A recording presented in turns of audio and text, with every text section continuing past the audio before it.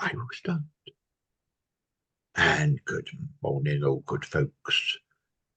As I was saying partially earlier, this is a bright day today, and we are set for an interesting talk by our friend Gordon Purdy, whose title is, and I do hope I've got this right, Gordon, or no doubt you'll correct me. The brain is wider than the sky. Yes, I should apologize a bit for something like that, but what I'm going to talk about sounds, well, consciousness, basically. And that's a rather pompous word for making it sound as though I understood it all. And this is more, I don't really understand it, and perhaps for some thoughts from elsewhere may help. But the line, I hope some, I would like to think some of you worked it out. It is the first line of a poem and can be Googled. And it's the first line of a poem by Emily Dickinson in the 19th century, who, this was regarded as one of her more striking poems and one people likely to remember. But so I'll start off. Gives me an easy start in and I have to refer a lot to bits of paper as we go see you. Anyway, the brain is wider than the sky. Brain is wider than the sky, for put them side by side, the one the other will contain with ease, and new beside. The brain is deeper than the sea, for hold them blue to blue, the one the other will absorb, as sponges buckets do. The brain is just the weight of God, for heft them pound by pound, and they will differ as they do, if they do, as syllable from sound. And she was trying to show how the human mind has a capacity to imagine, which is well beyond what we normally think, perceive, create, and ultimately something that is boundless. And it's this boundlessness in our consciousness which is a link to God. The thing is, to where do I start? And I think the thing where the problem became most clear to me is a book. Some years ago, I was part of a book reading group in Bristol, and this came up one week, and it provoked completely different reactions to it. I'll give you its title. I have it here. It's Life Ascending, the 10 Great Inventions of Evolution. Ostensibly, it's a book about the important stages in evolution, as this writer understood it. Very strongly recommended by other scientists, and I would say the content of it is for a layman very clear.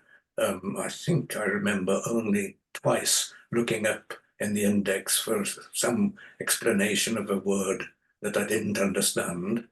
The title of the book is enough to put you off. But this is a man who obviously believes in cause and effect and whatever. But he describes it, the book's title is Life Ascending, the 10 Great Inventions of Evolution. Inventions? Was inventing. And I thought it was just another bit of illiteracy that you sometimes find in dedicated scientists.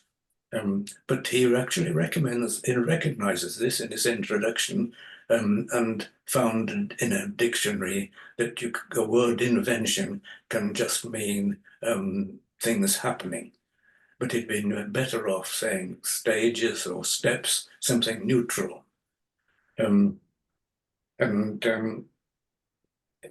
He 10 inventions. I'll read them through and show where the problem lies. 1, the origin of life. 2, DNA. 3, photosynthesis. 4, the complete cell. 5, sex. 6, movement. 7, sight. 8, hot blood. 9, consciousness. 10, death. And in his description of consciousness, he clearly is adrift. I don't know whether, I think I'll just, rather than try and work a bit out what he's saying, is this is not a book about religion, and I have no wish to attack anyone's devoutly held beliefs. Nonetheless, scientists are concerned with mind, for that involves the concept of evolution. If the mind is not a product of evolution, what actually is it? And he waffles on about this, but he doesn't seem to understand that evolution is a very different issue from any of the categories before that. It's not the same thing, since evolution, how did it suddenly appear? It's impossible to imagine.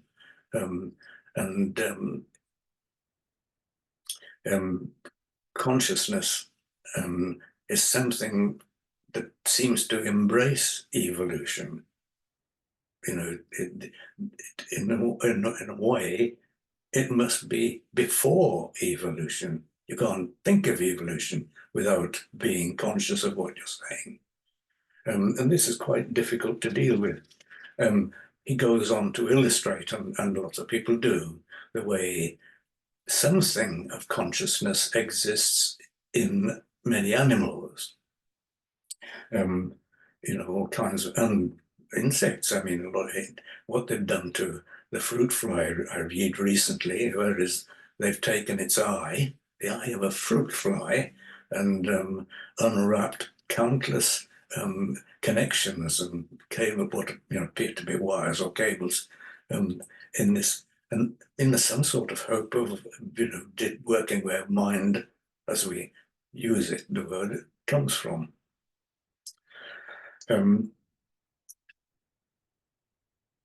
Gosh, my memory.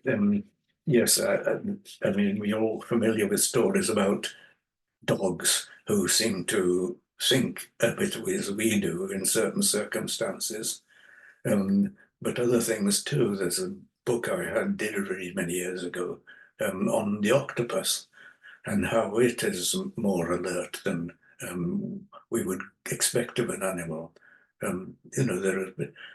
But again, it just doesn't lead to consciousness.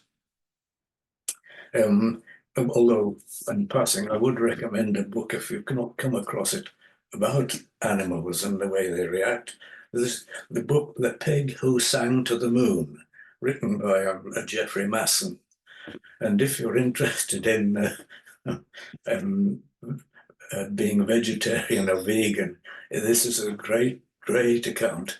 Masson, was a psychoanalyst, and he gave that up and moved to New Zealand, where the locals told him about this pig that went off and sang to the moon. And out of this, he goes on to talk about, what animals are capable of. I'm getting a bit adrift here, but it's such a good book. And I know when Eileen, my partner, read it, it put her off meat for weeks, and that it's a very, very good, really good read. So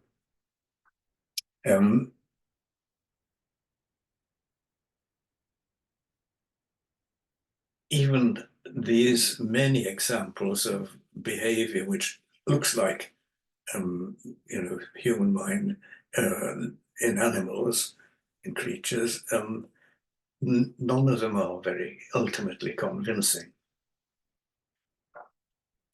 Now, it has been a problem. I mean, consciousness, I can see now as quite an issue and reading Nick Lane's account of evolution made it very clear that there is an issue that the hardline evolutionists can't address. And I realized that it's an issue that I took really from university. My university time was not exactly a very rewarding one, in the sense that I was too young and naive to appreciate anything. But in it, I was required to read Greek, ancient Greek, with both the Homeric poems, the poems of Troy, Iliad, and the Odyssey, and also the golden age of Greece, Athens in particular, much later. And the two, at the time, I couldn't work out. You read about how the people behaved, particularly the warriors in the Iliad fighting at Troy. And all their actions, whether it's emotional or physical, they accounted to the support of a particular god.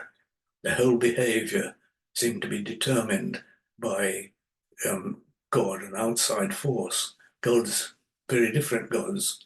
And they acknowledged that it was clearly a belief that they all had. The Odyssey, there's a slight change because the individual, Odysseus, does seem to be acting on his own, but even he is directed and pointed different ways by the same sort of gods.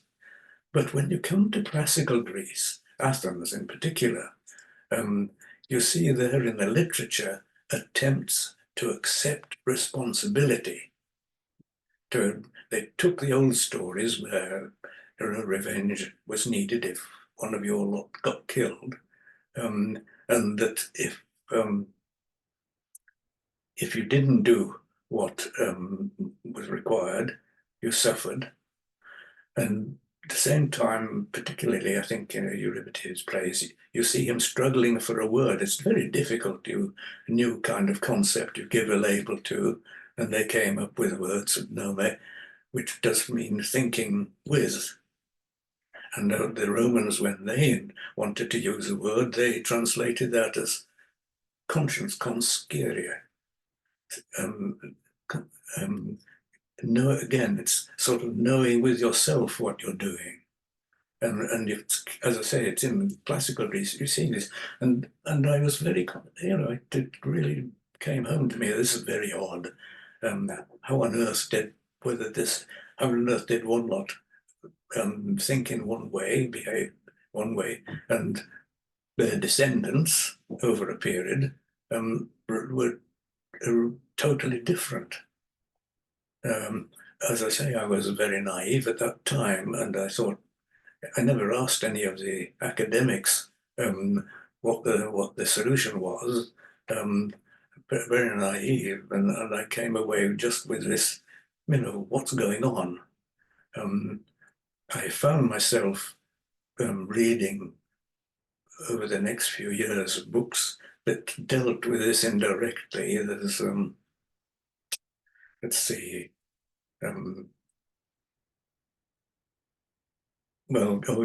Koestler's book, The Sleepwalkers, where he describes the way different, even there were developments in human consciousness, but sometimes they went backwards. There seemed to be no specific direction. But other books too. And then one day I was talking with a friend he'd been trained as a surgeon, a psychoanalyst of all things, and he said, haven't you come across Dodd's book, The Greeks and the Irrational? And I hadn't. And this is a very good book. It describes how there were this change in culture from what we called peer group judging and guilt. There was a move from one to the other. And that helped me a bit further. Again, it was, guesswork. But occasionally you come across it. The other day, I decided I needed to look at Iris Murdoch's novels again, which I'd been thoroughly soaked in the 70s. and she's disappeared off the public view. So, and I picked the what I thought was the pleasantest of her books, The Nice and the Good, and I came across. Now can I find it? Um, um,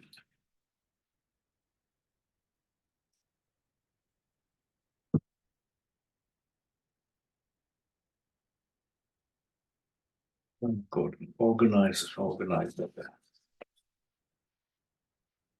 somewhere or.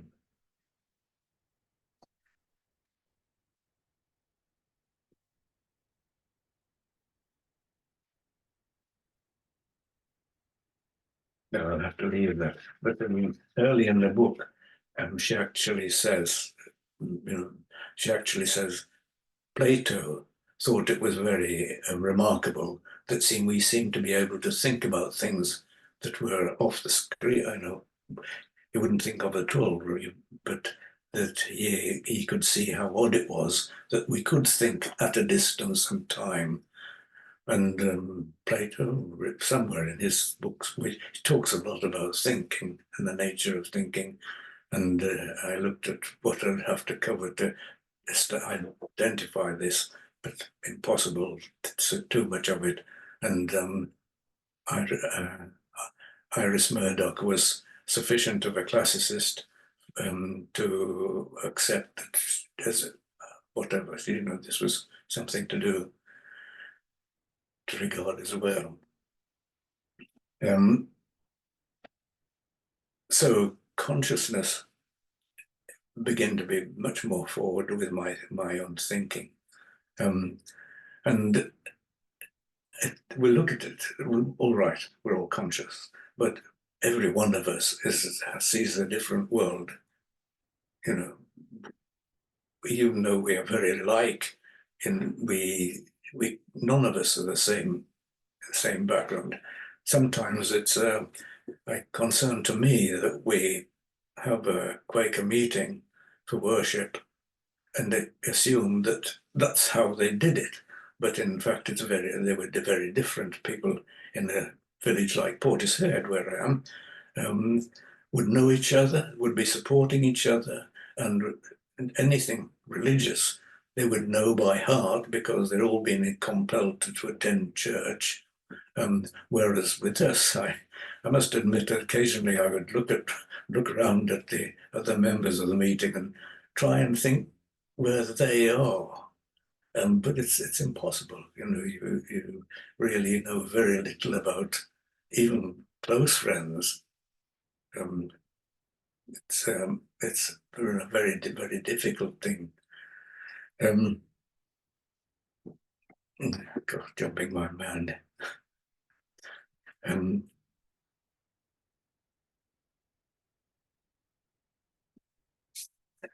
Do feel free to interrupt if I appear to be dipping into paper too much. Yeah, but the one thing that comes across to me as it go along was the thought that consciousness comes before everything else that we think of. Obviously, there isn't a leading up to it. It's there. And again, my reading's not good enough. I've only very recently I came across a book by a man called Botelho, Botelho. This book accomplishes two things. It tasks science with the biting inquisition of Professor Thomas Kuhn's viewpoint, structure of a scientific revolution, and obliterates scientific materialism in favor of the inevitability of consciousness, spiritualism, and quantum mechanics. Consciousness cannot be accounted for by anything. It's fundamental and existed before the Big Bang. The book also assesses where we are as a civilization and where we are headed. And as a result of the findings and eventually immersion of quantum mechanics principle into the general fabric of society, materialism is now largely dead. Consciousness is reigning supreme. Now, this also sounds, theoretical, but I think we have a very deep concern about what is happening to us at the moment as we surrender much of our activity to electricity. I quite resent being obliged to put in a smart meter to account for all my energy readings. I find it's a useful thing to do. I can go read the meter readings and I can send them off, but I'll still be hassled that the engineer is coming into my area and would I appoint a date. Electricity seems to have taken over far too much.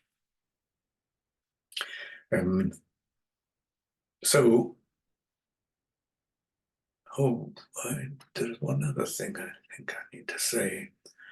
We can look up, I mentioned the jump from Homer's belief in how we are motivated to the Greeks of Athens, but things happened later, which obviously must have, turned people to look in a different direction. I mean, I think of what it must have meant for Jesus to say, God's concerned with everybody, the poor and whatever. I mean, this is revolutionary if it falls in the right way. This was a very big change, but of an even more marked change is the revolution in thinking in the 17th century, well, 16th century, people like Descartes and Francis Bacon separated an adverse observer from the world outside, and the ability to manipulate nature took over and is still going on.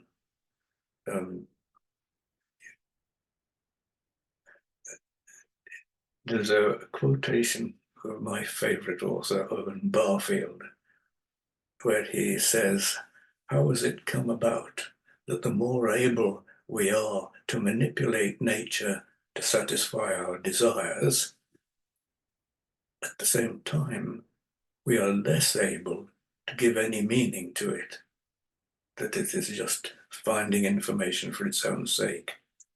So somehow we've got to be aware of the need to respond to consciousness. And as I say, particularly at the moment, the world in the mess as it is, it's becoming an urgent concern. Anyway, I think I've gone on as far as my memory of the bit of papers has concerned, and I appreciate any observation from any of you.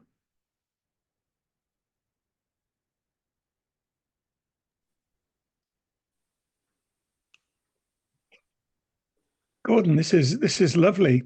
I really appreciate your introducing this topic, and I'm glad I've been able to stick around and hear everything you had to say. I'm going to have to disappear for the discussion because I have another meeting that I couldn't postpone till later, but I really look forward to getting the recording and putting it on YouTube and seeing what else is said. So thank you so much.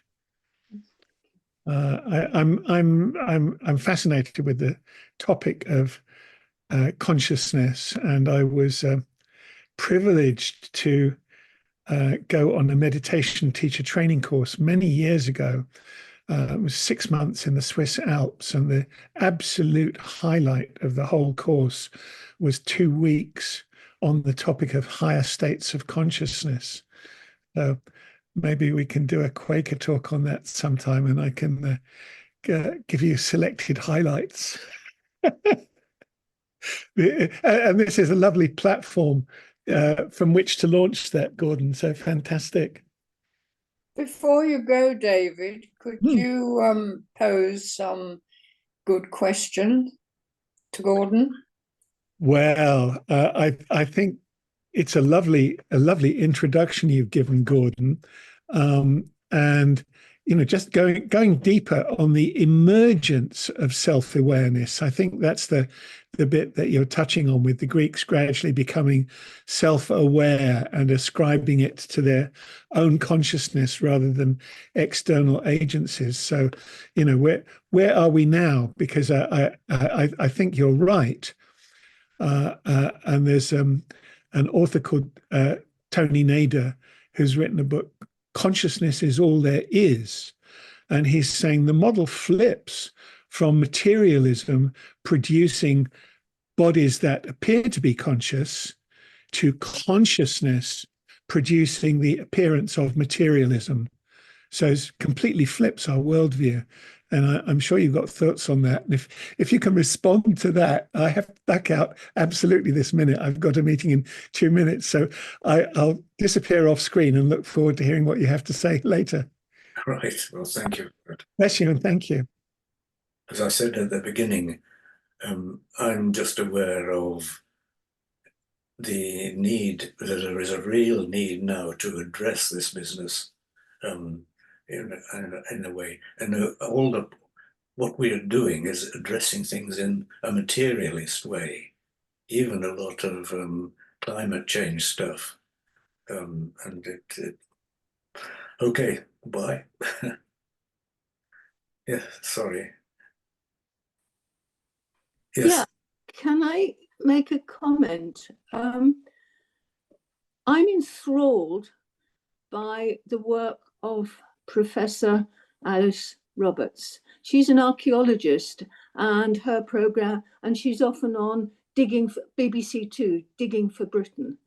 Now, I can remember she'll look at a Neolithic skeleton, and there was one where she said, look, I think there's evidence in the way that skeleton has been buried, or that there is some evidence that there is a religious view because of the way that skeleton is buried. She is, like me, she's a humanist, and this is just a comment.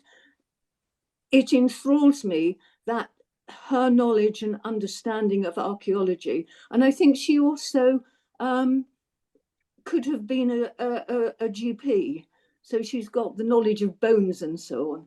But what enthralls me is that I think you said at one point, we can look at something and have very different views. And I think that is very, very true. Very true. And I think I would not miss a program about that Professor Alice Roberts is talking about, the skeletons that are unearthed in this country. It was just a comment. Yeah, well, the only other thing I came away from university with was the possibility of becoming an archaeologist. And for some years, I engaged in, stuff, not as one might think immediately about classical archaeology. In fact, I thought it was too much known about the Romans here and a bit boring. Though as a teacher, I took some children to on the local dig in Halifax to find a Roman kiln where they would make pottery, but also to Paleolithic excavation, wonderful holiday I had with this on this big Paleolithic dig in Norfolk, 70,000 years ago, looking, but and eventually working in Greece and Italy. So it's it was very interesting to me to be trying to relate the two. And well, there's a local case, isn't it? A very well-known Pavilion Man. This skeleton found in a cave on the Goa Peninsula, where clearly the after-death business had been dealt with in the way he was, or she, can't remember which it is, wood was decorated. But yes, I also do know something of Alice Roberts' material work. In fact, there's an unread book on my Kindle by her. Yeah, and again, I think it was a case of what these people were like. They obviously thought well beyond themselves and their own, but as a community, obviously they thought in very different ways to us, but they were more conscious of after death than we are.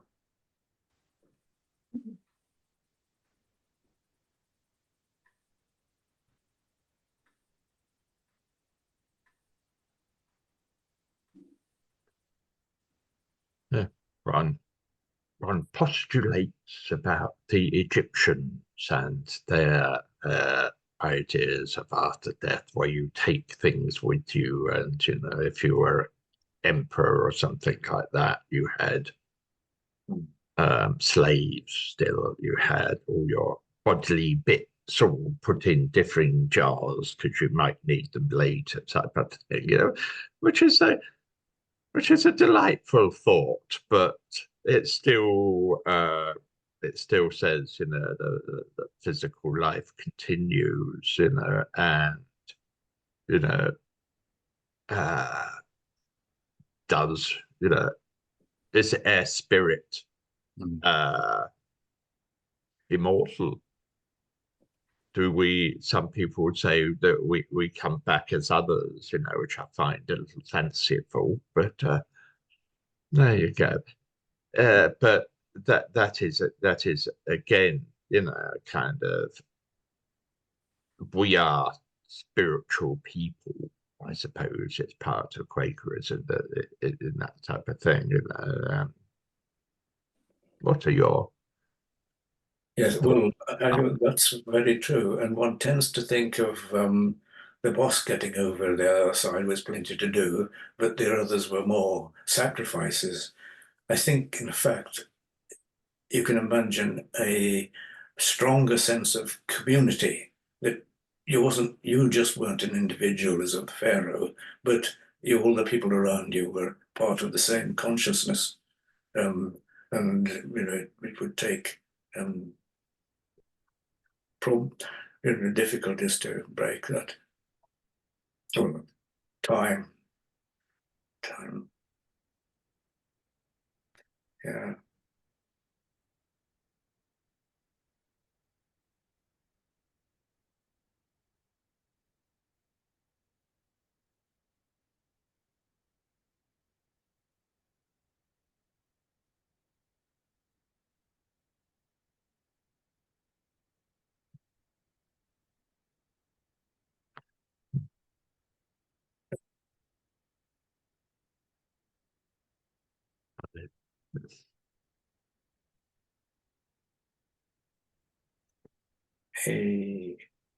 Another author I'm fond of, a man called Grant Watson. I don't know whether any of you have heard of him. He was a naturalist. He, in fact, was probably the nature writer, and he died, fortunately in a way for him, that just as David Attenborough on television was taking over, Grant Watson wrote mainly articles and books, and in fact his life is a very interesting account too. He also suggested various ways of looking at the world we know differently. He suggested at one point, for example, that we were dissolving as a community, loads and loads of unattached individuals. And he would say, well, perhaps humanity has to go through a process like the caterpillar and the butterfly.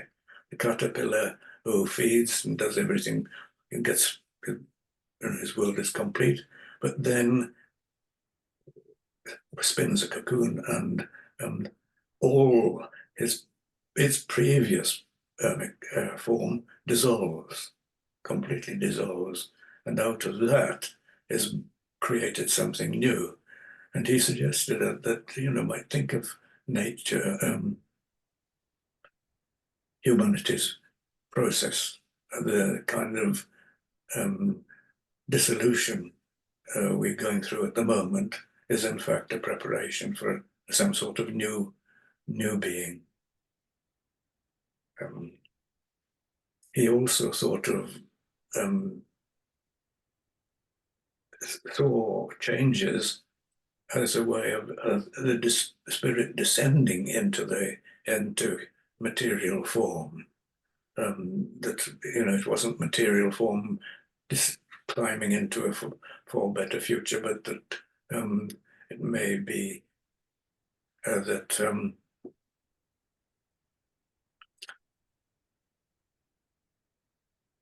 oh God,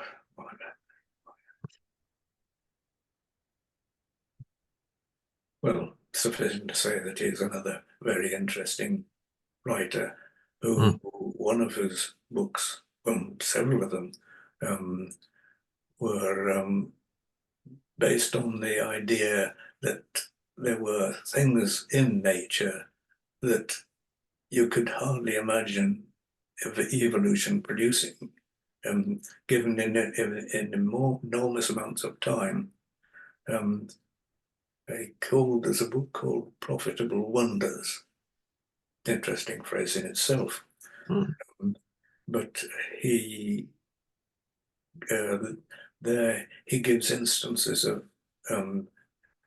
creatures that either live together or become part of a unity, seeming you can't imagine it happening. I think is the main case. I remember is of a sea snail that protects itself with brittle spikes. That if a predator goes for it, these spikes break and in some way will poison its predator. But in fact, this snail is really a compound of two different beings. The snail is one thing, and the prickly stuff that easily breaks is another creature. And you know, just have to wonder how the snail could imbibe the prickly creature without suffering themselves. There's these things that seem to have been, you know, organized, formed in some way by some other, then you know, evolution's accidents happening over a prolonged time, producing the changes. But the phrase profitable wonders is itself interesting. It's taken from the English mystic Thomas Traherne, who wrote advices to his patron. He was a priest, and he had this patron lady who he wrote his books of advices, and uses this word for profitable wonders. I'm getting adrift, but it's stuff that my mind is jumping from one thing to another. Profitable wonders I came across at a time when I thought I was qualified to buy oldie, and kept on buying it. Most of it I thought was just, you know, minor celebrities going on about, waffling on about other minor celebrities. But there was a page on profitable wonders by a doctor, James Lee Fanu, and he uses the same phrase, profitable wonders. And yes, another writer that opened a lot for me.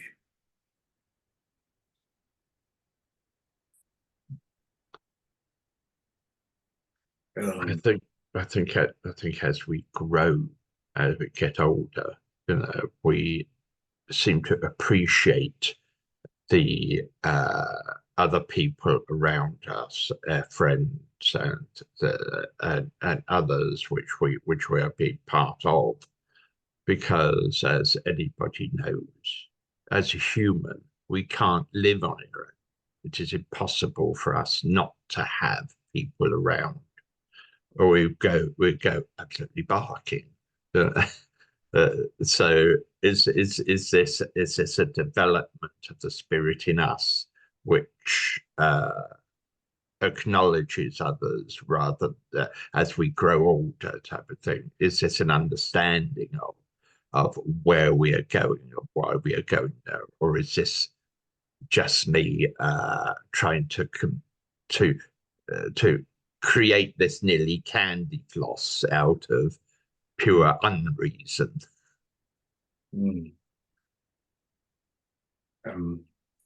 Yes, this writer I go on about, Owen Barfield, said something elsewhere. He said, a word on its own only acquires meaning along with other words.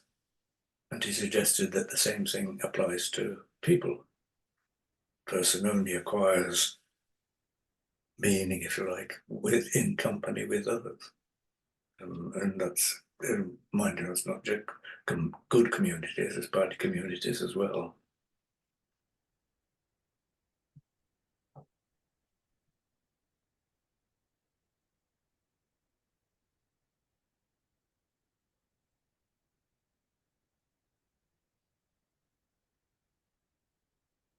Well, does I feel a little bit slightly awkward here in the sense that has anybody else any comments or questions for Gordon? I'm sorry, I didn't catch all that. My hearing aids are not as good as I would hope. I was asking if anybody has more comments and questions for you, Gordon. Yeah.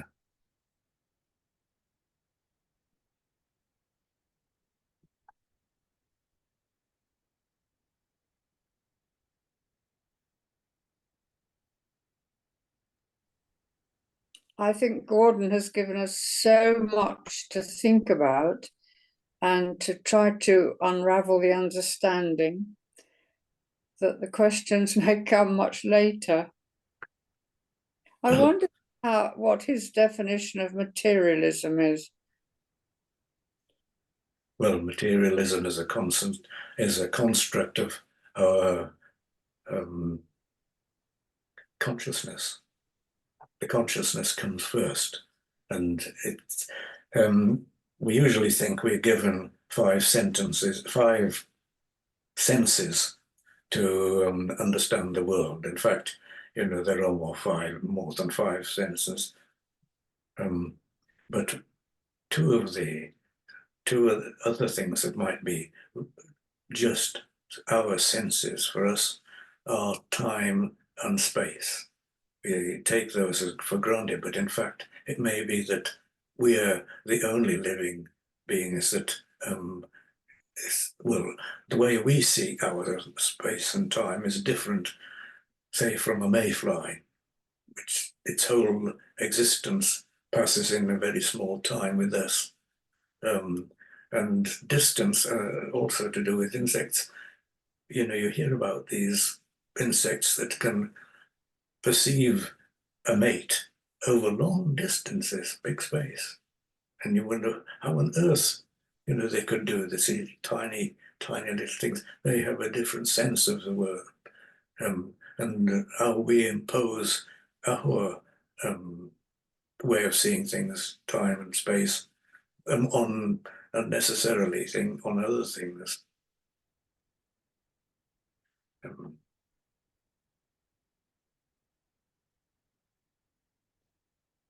Yeah. Well, I think you may be right that it's we've run out of material to say, but I know, I just feel that this area is something that I need to know more about, and how to work, but I do feel though that in electricity interferes too much in my life. There are lots of things that I benefit from, but it's beginning to take on more than it should.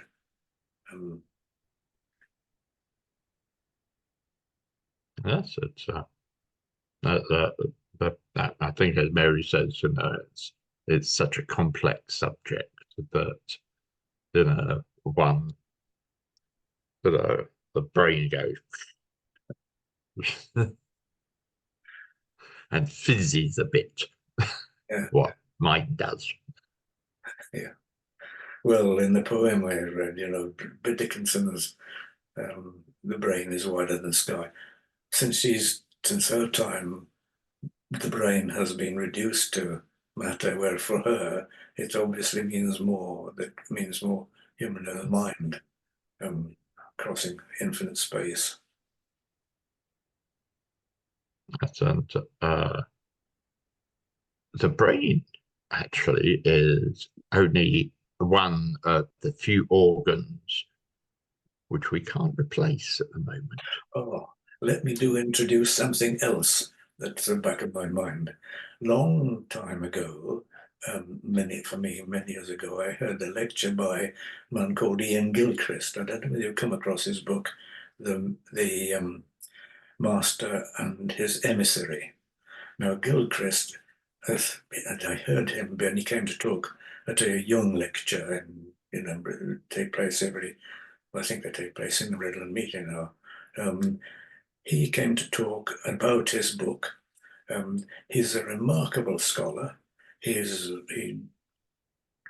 got a distinguished result for his in Oxford for his English graduate PhD, presumably, earned him a fellowship in the Research College, All Souls. And then he decided that he didn't know enough about people to properly appreciate what he was trying to teach in English. So he set about learning a psychiatry and became as good a psychiatrist, as distinguished as he was for English. So here's this scholar with this incredibly broad background. He's now, consultant at what's the name of the hospital in London, and the same. Anyway, he produced this book, Master and His Emissary, and he talks about the brain. It's got two sides to it. And I think scientists have realized for a long time that there must be a purpose behind the double brain. And he looked at it and he said it's not that the one is better and works one way and the other works in another. Both brains share the same concerns. But what happens is that the right brain is the one that has concerns more with imagination and just general thought. The left brain is where get seated the conclusions of the right brain. So you've got a bit that is all as it were almost decisions, and the other bit is the exploring one, and that this very much affects our thinking. And we are seeing nowadays the emissary, the servant, is taking over. The real boss is the right brain. Now, the book is enormous. I bought it and realized very quickly that I had no capacity to read the psychological stuff, but I could make a lot of sense out of the English. And Yale persuaded him to produce a reduced version of it, which is still long and demanding, but it's much cheaper. And I got it for 99p on a little electric servant Kindle. But it is, if you're interested in the way the mind breaks, it's worth looking at that rather than the big book. Right.